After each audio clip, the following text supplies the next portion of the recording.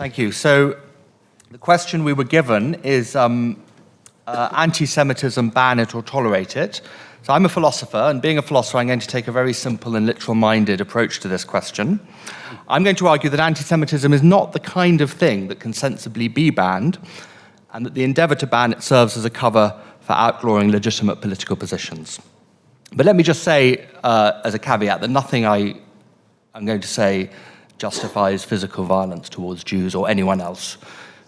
That's a criminal offense and should be dealt with as such. Okay, so what is anti-Semitism? The word itself is a silly one on two counts. First of all, Jews are not the only Semitic people. Arabs are Semites too, if we want to use that word. And second, the prefix anti suggests that we're dealing here with some sort of intellectual position, like anti-disestablishmentarianism. But in fact, anti-Semitism is an emotion, not an intellectual position. It's much better expressed by that old German word Judenhass, hatred of Jews. That's what we're talking about. Now, emotions are inner states. They're not the kind of thing that any government can sensibly ban or seek to ban. One might as well try to ban jealousy or love. Defenders of banning anti-Semitism might respond, well, we're not trying to ban the sentiment of anti-Semitism itself, we're just trying to ban verbal expressions of anti-Semitism. However, banning the verbal expression of an emotion is not much more sensible than banning the emotion itself, for the obvious reason that emotions can have indefinitely many verbal expressions. Think of love again. It does have certain characteristic verbal expressions, like saying, I love you, but you can convey love in umpteen ways without saying, I love you, and you can say, I love you without conveying any love, like certain long-married couples. And it's the same with anti-Semitism. I mean, just think of all the many different ways in which you might express hatred of Jews. Hence the futility of attempting to define anti-Semitism by way of some list of characteristic expressions, such as the IHRA definition, which we've heard a bit about. This has been endorsed by this government and adopted by most UK universities. It was actually forced on them by the then Education Secretary Gavin Williamson, who threatened to cut their funding if they refused.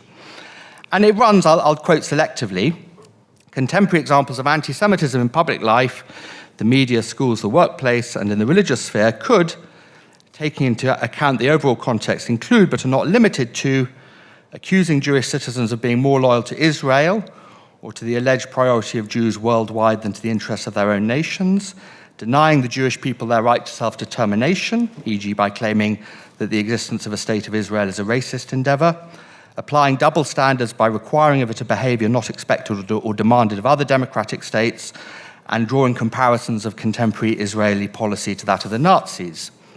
Now, I don't wish to endorse any of these beliefs or actions, nor do I wish to deny that they often do function as expressions of anti-Semitism.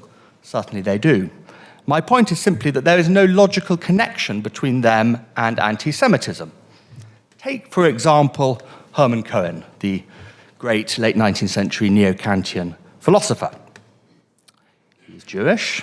He was also a convinced anti-Zionist. He believed that Judaism was a religion, the embodiment of a universal moral and spiritual truth, and that as bearers of witness to this truth, Jews should remain as exiles in this world, as he put it. So, Hermann Cohen denied the Jewish people their right to self-determination. Was he an anti-Semite? I don't think so. But perhaps the chief mischief caused by the IHRA definition is that it set a precedent for many other such definitions. So, for example, we now have the definition of Islamophobia from the All-Party Parliamentary Group on British Muslims, which has been adopted by 21 UK universities.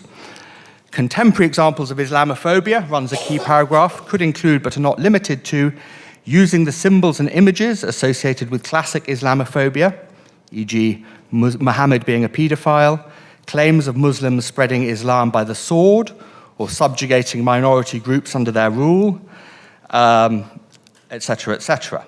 Now, look, whether or not Muslims spread Islam by force or subjugated minority groups living under their rule, these are historical questions, and they should be open to assessment on the same basis as any other historical question. So this definition of Islamophobia simply shuts down absolutely legitimate lines of academic inquiry. And the basic point is this: freedom of speech has to be across the board. The moment you give one set of views special legal protection, you create an irresistible demand to extend the same protection to other views. And so little by little, our intellectual freedom is whittled away.